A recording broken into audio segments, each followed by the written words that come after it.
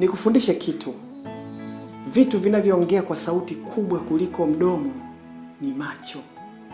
Macho huongea kuliko hata sauti ya kinywa cha mdomo wako.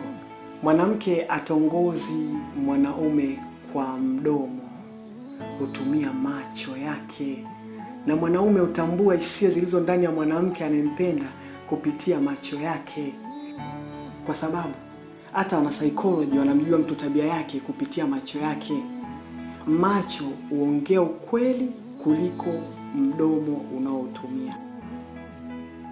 Kuna mtu anaweza akakueleza neno, lakini kupitia macho yake, kama unajua kumsoma vizuri, utajua huyu mtu anaongea ukweli au anaongea uongo. Pia hasa katika mahusiano, kama ni mtu unajua kusoma psychology ya mtu vizuri, utajua haya mahusiano naanzisha na mtu huyu, lakini kupitia macho yake tu yatakueleza kwamba ni muongo, ni malaya, ni muhuni, ni mtu hajatulia. Macho huzungumza.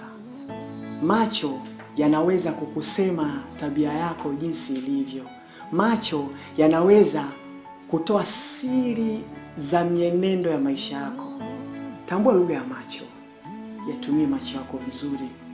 Na ndio maana watu wengi maarufu huvaa miwani. Si miwani yote ya ulinzi, bali miwani ya kuficha macho ili mtu asimtambue undani wake.